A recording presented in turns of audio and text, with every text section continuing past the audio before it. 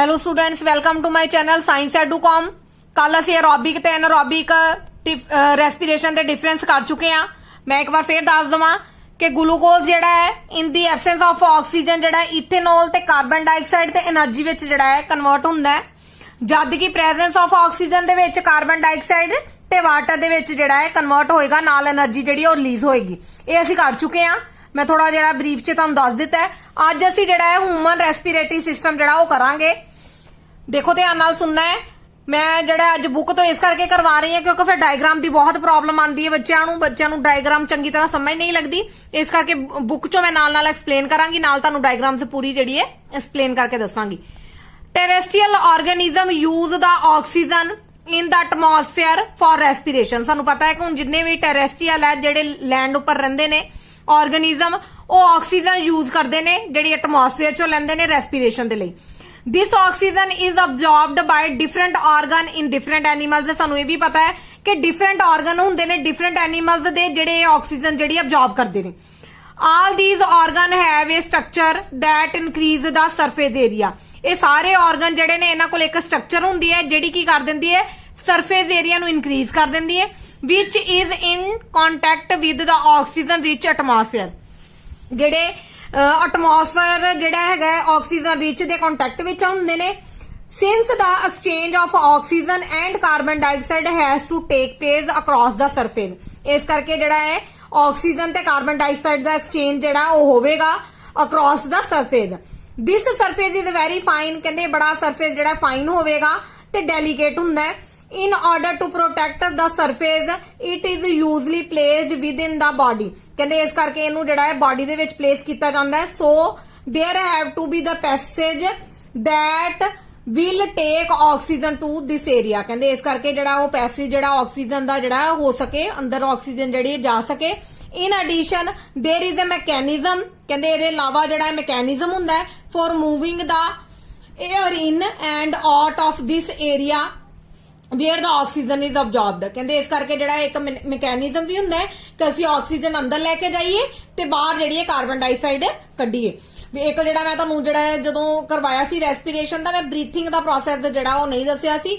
Actually breathing दा process की है कि सिर्फ ऑक्सीजन अंदर लैके जाना ते कार्बन डाइऑक्साइड बाहर निकालना। बट रेस्पिरेशन की हुंदी है कि जिहड़ी असीं ऑक्सीजन अंदर लैके जांदे आ ओहदे नाल जिहड़ी है साडा फूड जिहड़ा वो ब्रेक डाउन हुंदा है ते ओहदे तो जिहड़ी है सानू एनर्जी जिहड़ी मिलदी है वो सारे बॉडी पार्ट्स तक जिहड़ी है ब्लड दे थ्रू जिहड़ी एनर्जी जिहड़ी है वो जानी है। उस प्रोसैस नू असीं की कहांगे रेस्पिरेशन। इट मीनस रेस्पिरेशन दा प्रोसैस जिहड़ा कंपलैक्स प्रोसैस है। रेस्पिरेशन जिहड़ी है ब्रीथिंग नालों अलग है, इस करके है कि सिर्फ ब्रीथिंग दे विच जिहड़ा अंदर ऑक्सीजन लैके जाना है ते कार्बन डाइऑक्साइड बाहर निकालनी है। In humans being they which the air is taken into the body दो द नॉस्ट्रिल्स। हुण जिहड़ा है तुसीं बड़ी बार सुनिया होएगा कि नोज दे रस्ते जिहड़ा है कहंदे सानू जिहड़ी ऑक्सीजन अंदर लैके जानी चाहिदी है। इहदा रीजन की है, the air passing through the nostrils is filtered by fine hair that line the passage. हुण क्यों कहा जाता है? क्योंकि मुंह दे रस्ते जिहड़ा है असी ऑक्सीजन सानू जिहड़ा है मना किया जाता है कि ना लेके जाओ, क्योंकि मुंह दे रस्ते जदों ऑक्सीजन अंदर जाएगी तो अंदर कोई भी जिहड़ा है ऑक्सीजन जिहड़ी है फाइन होके नहीं जाएगी, मतलब साफ होके नहीं जाएगी।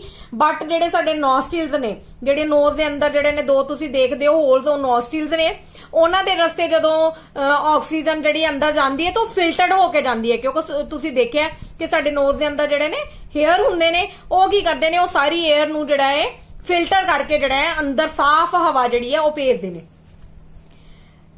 The passage is also lined with mucus. कहंदे ये जिहड़ा पैसेज जिहड़ा इहदे विच म्यूकस भी होएगा which help in this process. कहंदे इहदे विच जिहड़ा म्यूकस भी हुंदा है जिहड़ा की करदे ने कि इह वाले पैसेज नू ईजी लाइन जिहड़ा है कर दिंदे ने ताकि ईजिली जिहड़ी ऑक्सीजन अंदर जा सके। From here the air passes through the throat and into the lungs. कहंदे इथों ही फिर जिहड़ी थ्रोट दे विच ते फिर लंग्स दे विच जिहड़ी है ऑक्सीजन पहुंचदी है।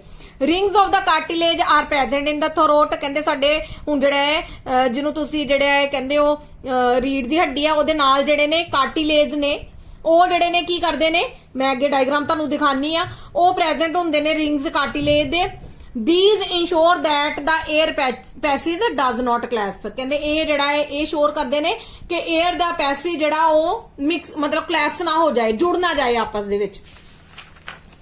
ਹਾਂਜੀ ਹੁਣ ਧਿਆਨ ਨਾਲ ਸਟੂਡੈਂਟਸ ਪਹਿਲਾਂ ਤੁਸੀਂ ਡਾਇਗਰਾਮ ਨੂੰ ਦੇਖਣਾ ਹੈ ਧਿਆਨ ਨਾਲ। ਹਾਂਜੀ ਆ ਦੇਖੋ ਨੇਸਲ ਪੈਸੇਜ ਬਣਾਇਆ ਹੋਇਆ, ਠੀਕ ਹੈ ਜੀ। ਨੇਸਲ ਪੈਸੇਜ ਦੇ ਰਸਤੇ ਜਿਹੜੀ ਆ ਆਕਸੀਜਨ ਜਿਹੜੀ ਆ ਉਹ ਜਾਣੀ ਹੈ। ਸਭ ਤੋਂ ਪਹਿਲਾਂ ਮਾਊਥ ਦੀ ਕੈਵਿਟੀ ਰਾਹੀਂ ਨਹੀਂ ਜਾਣਾ, ਮਾਊਥ ਦੇ ਰਸਤੇ ਜਿਹੜਾ ਹੈ ਸਿਰਫ ਸਾਡਾ ਜਿਹੜਾ ਹੈ ਨਿਊਟ੍ਰੀਸ਼ਨ ਹੁੰਦੀ ਹੈ, ਖਾਣਾ ਜਾਏਗਾ। ਨੇਸਲ ਪੈਸੇਜ ਰਾਹੀਂ ਜਿਹੜੀ ਹੈ 에ਅਰ ਜਿਹੜੀ ਆ ਉਹ ਅੰਦਰ ਜਾਏਗੀ। ਉਸ ਤੋਂ ਬਾਅਦ ਤੁਸੀਂ ਦੇਖੋ ਇੱਥੇ ਜਿਹੜਾ ਇੱਕ ਲੇਰਿੰਗਸ ਹੋਏਗਾ, ਫੇਰਿੰਗਸ ਅਸੀਂ ਉਹਦੇ ਚ ਪੜ ਚੁੱਕੇ ਹਾਂ। ਲੇਰਿੰਗਸ ਜਿਹੜਾ ਹੈ, ਲੇਰਿੰਗਸ ਦਾ ਨੂੰ ਅਸੀਂ ਕੀ ਕਹਿੰਦੇ ਆ, ਸਾਊਂਡ ਬਾਕਸ। ਜਿਹੜੀ ਸਾਡੀ ਸਾਊਂਡ ਪ੍ਰੋਡਿਊਸ ਹੁੰਦੀ ਹੈ, ਜਿਹੜੀਆਂ ਅਸੀਂ ਅਲੱਗ-ਅਲੱਗ ਜਿਹੜੀਆਂ ਨੇ ਆਵਾਜ਼ਾਂ ਜਿਹੜੀਆਂ ਪ੍ਰੋਡਿਊਸ ਹੁੰਦੀਆਂ ਨੇ ਸਾਡੀਆਂ, ਉਹ ਜਿਹੜਾ ਹੈ ਸਾਊਂਡ ਬਾਕਸ ਜਿਹੜਾ ਹੈ, ਲੇਰਿੰਗਸ ਜਿਹੜਾ ਹੈ ਉਹ ਪ੍ਰੋਡਿਊਸਰ ਹੁੰਦੀਆਂ ਨੇ ਉਹਦੇ ਰਾਹੀਂ। ਉਸ ਤੋਂ ਬਾਅਦ ਅੱਗੇ ਆ ਗਿਆ ਟ੍ਰੇਕੀਆ, ਠੀਕ ਹੈ ਜੀ। ਧਿਆਨ ਨਾਲ ਦੇਖੋ ਟ੍ਰੇਕੀਆ ਦਾ ਆ ਗਿਆ।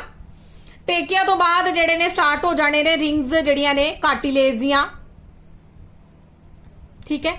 ਰਿੰਗਸ ਨੇ ਕਾਰਟਿਲੇਜ ਦੀਆਂ। ਉਸ ਤੋਂ ਬਾਅਦ ਸਾਨੂੰ ਪਤਾ ਹੈ ਕਿ ਸਾਡੇ ਜਿਹੜੇ ਨੇ 2 ਰਿਬਸ ਨੇ, ਠੀਕ ਹੈ। ਧਿਆਨ ਨਾਲ ਦੇਖੋ ਰਿਬਸ ਨੇ। ਉਸ ਤੋਂ ਬਾਅਦ 2 ਲੰਗਸ ਹੁੰਦੇ ਨੇ ਜਿਹੜੇ ਨੇ ਮੇਨ ਪ੍ਰੋਸੈਸ ਜਿਹੜਾ ਹੈ ਰੈਸਪੀਰੇਸ਼ਨ ਦੇ ਵਿੱਚ ਪਾਰਟਿਸਿਪੇਸ਼ਨ ਜਿਹੜੀ ਉਹ ਕਰਦੇ ਨੇ। ਜਦੋਂ ਅੱਗੇ ਜਾਂਦੇ ਨੇ ਟ੍ਰੈਕੀਆ ਜਿਹੜਾ ਹੈ ਫਿਰ ਬ੍ਰੌਂਕਾਈ ਦੇ ਵਿੱਚ ਜਿਹੜਾ ਹੈ ਡਿਵਾਈਡ ਹੋ ਜਾਂਦਾ ਹੈ। ਇੱਥੋਂ ਤੁਸੀਂ ਦੇਖ ਰਹੇ ਹੋ ਡਿਵੀਜ਼ਨ ਹੋ ਰਹੀ ਹੈ, ਇਹ ਬ੍ਰੌਂਕਾਈ ਦੇ ਵਿੱਚ ਜਿਹੜੀ ਹੈ ਡਿਵੀਜ਼ਨ ਹੁੰਦੀ ਹੈ। ਉਸ ਤੋਂ ਬਾਅਦ ਇਹਦੇ ਜਿਹੜੇ ਨੇ ਬ੍ਰੌਂਕਿਓਲਸ ਬਣਦੇ ਨੇ। ਬ੍ਰੌਂਕਿਓਲਸ ਤੋਂ ਅੱਗੇ ਜਿਹੜੇ ਨੇ ਅਲਵੀਓਲਰ ਸੈਕ ਬਣਦੇ ਨੇ, ਠੀਕ ਹੈ ਜੀ। ਤੇ ਇਸ ਤੋਂ ਲਾਸਟ ਤੇ ਜਿਹੜਾ ਇੱਕ ਡਾਇਫਰਾਮ ਹੁੰਦਾ ਹੈ। ਮੈਂ ਪ੍ਰੋਸੈਸ ਸਾਰਾ ਸਮਝਾਉਂਦੀ ਆ ਤੁਹਾਨੂੰ। ਡਾਇਫਰਾਮ ਦੇਖੋ, ਡਾਇਫਰਾਮ ਜਿਹੜਾ ਹੈ ਇਸ ਸ਼ੇਪ ਦੇ ਵਿੱਚ ਹੈ। ਜਦੋਂ 에ਅਰ ਅੰਦਰ ਜਾਣੀ ਹੈ ਡਾਇਫਰਾਮ ਨੇ ਜਿਹੜਾ ਬਿਲਕੁਲ ਫਲੈਟ ਹੋ ਜਾਣਾ ਹੈ, ਸਿੱਧਾ ਹੋ ਜਾਣਾ ਹੈ ਤੇ ਅੰਦਰ ਜਿਹੜੀ ਆਕਸੀਜਨ ਚਲੀ ਜਾਣੀ ਹੈ। ਫਿਰ ਜਦੋਂ ਵਾਪਸ ਜਿਹੜੀ ਕਾਰਬਨ ਡਾਈਆਕਸਾਈਡ ਜਾਣੀ ਹੈ, ਇਹਨੇ ਜਿਹੜਾ ਆਪਣੀ ਜਿਹੜੀ ਹੈ ਫਿਰ ओरिजिनल ਪੋਜੀਸ਼ਨ, ਜਦੋਂ ਕਾਰਬਨ ਡਾਈਆਕਸਾਈਡ ਬਾਹਰ ਨਿਕਲ ਜਾਣੀ ਹੈ ਇਹਨੇ ਫਿਰ ਆਪਣੀ ਪੋਜੀਸ਼ਨ 'ਚ ਵਾਪਸ ਆ ਜਾਣਾ। ਇਦਾਂ ਤੁਸੀਂ ਸਾਈਡ ਤੇ ਦੇਖੋ ਐਲਵੀਓਲੀ ਦੀ ਸਟਰਕਚਰ ਬਣਾਈ ਹੈ, ਜਿੱਦਾਂ ਤੁਸੀਂ ਗ੍ਰੇਪਸ ਦੇਖਦੇ ਹੋ ਨਾ ਗੁੱਛੇ ਟਾਈਪ, ਉਸ ਤਰ੍ਹਾਂ ਜਿਹੜੀ ਐਲਵੀਓਲੀ ਦੀ ਜਿਹੜੀ ਹੈ ਸਟਰਕਚਰ ਹੁੰਦੀ ਹੈ, ਠੀਕ ਹੈ ਜੀ। ਇਹ ਸਮਝ ਲੱਗੀ ਹੈ ਤੁਹਾਨੂੰ ਆਈ ਥਿੰਕ। ਹੁਣ ਮੈਂ ਜਿਹੜਾ ਇਹਨੂੰ ਐਕਸਪਲੇਨ ਕਰਦੀ ਆ।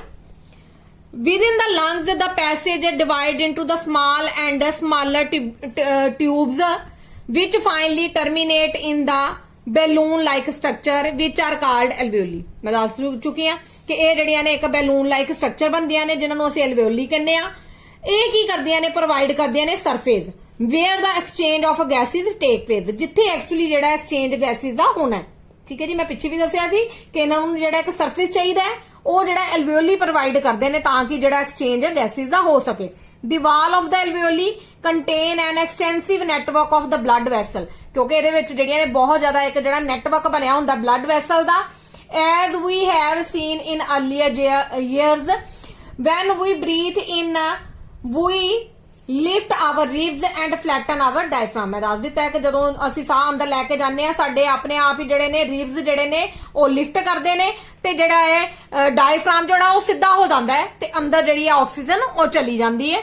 And the chest cavity become larger as a result, ਜਿਹਦੇ ਕਰਕੇ ਜਿਹੜੀ ਹੈ ਸਾਡੀ ਚੈਸਟ ਦੀ ਕੈਵਿਟੀ ਹੈ ਉਹ ਜਿਹੜੀ ਹੈ ਵੱਡੀ ਹੋ ਜਾਏਗੀ, ਲਾਰਜ ਹੋ ਜਾਏਗੀ। Because of this air is Scud into the lungs, ਜਿਹਦੇ ਰਾਹੀਂ ਜਿਹੜਾ ਹੈ 에ਅਰ ਅੰਦਰ ਜਿਹੜੀ ਸੱਕ ਕੀਤੀ ਜਾਂਦੀ ਹੈ, ਪਹੁੰਚਦੀ ਹੈ ਲੰਗਸ ਦੇ ਵਿੱਚ। And fill the expanded alveoli, ਜਿਹਦੇ ਨਾਲ ਜਿਹੜੀ ਐਲਵੀਓਲੀ ਜਿਹੜੀਆਂ ਨੇ ਉਹ ਫੁੱਲ ਜਾਂਦੀਆਂ ਨੇ।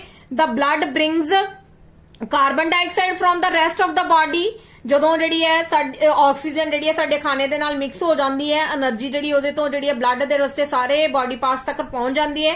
ਉਸ ਤੋਂ ਬਾਅਦ ਜਿਹੜਾ the blood brings carbon dioxide from the rest of the body, ਕਹਿੰਦੇ ਫਿਰ ਜਿਹੜੀ ਕਾਰਬਨ ਡਾਈਆਕਸਾਈਡ ਜਿਹੜੀ ਹੈ ਜਦੋਂ ਸਾਡੀ ਬਾਡੀ ਚੋਂ ਜਿਹੜੀ ਹੈ ਮਿਲਦੀ ਹੈ ਜਿਹੜੀ ਫॉर ਰਿਲੀਜ਼ ਹੋਣ ਲਈ, ਉਹ ਫਿਰ ਜਿਹੜੀ ਹੈ ਐਲਵੀਓਲੀ ਦੇ ਵਿੱਚ ਆ ਜਾਂਦੀ ਹੈ। And the oxygen in the alveoli air is taken up by the blood, ਉਹ ਮੈਂ ਦੱਸ ਹੀ ਦਿੱਤੇ ਹੈ ਕਿ ਆਕਸੀਜਨ ਜਿਹੜੀ ਹੈ ਉਹ ਜਿਹੜੀ ਹੈ ਲਈ ਜਾਂਦੀ ਹੈ ਫਿਰ ਬਲੱਡ ਦੇ ਰਸਤੇ in the alveolar blood vessels to be transported to all the cells। ਫਿਰ ਇਹ ਜਿਹੜੀ ਆਕਸੀਜਨ ਜਿਹੜੀ ਹੈ ਉਹ ਸਾਰੇ ਜਿਹੜੇ ਨੇ ਜਿਹੜੇ ਸਾਡੇ ਬਾਡੀ ਦੇ ਸੈਲਸ ਨੇ ਉੱਥੋਂ ਤੱਕ ਪਹੁੰਚਦੀ ਹੈ ਆਕਸੀਜਨ। ਡਿਊਰਿੰਗ ਦਾ ਬਰੀਥਿੰਗ ਸਾਈਕਲ, ਕਹਿੰਦੇ ਜਦੋਂ ਬਰੀਥਿੰਗ ਦਾ ਸਾਈਕਲ ਹੁੰਦਾ ਹੈ, when the air is taken in, ਜਦੋਂ 에ਅਰ ਅੰਦਰ ਜਾਂਦੀ ਹੈ ਐਂਡ ਲੈਟ ਆਊਟ ਬਾਹਰ ਆਉਂਦੀ ਹੈ, the lungs always contain a residual volume, ਕਹਿੰਦੇ ਉਦੋਂ ਲੰਗਸ ਦੇ ਵਿੱਚ ਜਿਹੜਾ ਇੱਕ ਰੈਜ਼ੀਡਿਊਲ ਵੋਲਿਊਮ ਹੁੰਦਾ ਹੈ air the, so that there is a sufficient time for oxygen to be absorbed, ਕਹਿੰਦੇ ਇਸ ਕਰਕੇ ਉਹਦੇ ਕੋਲੋਂ sufficient time ਹੁੰਦਾ ਹੈ ਤਾਂ ਕਿ ਉਹ ਆਕਸੀਜਨ ਨੂੰ ਜਿਹੜਾ ਅਬਜ਼ੌਰਬ ਕਰ ਸਕਣ and for the carbon dioxide to be release, ਤੇ ਕਾਰਬਨ ਡਾਈਆਕਸਾਈਡ ਨੂੰ ਰਿਲੀਜ਼ ਕਰ ਸਕਣ।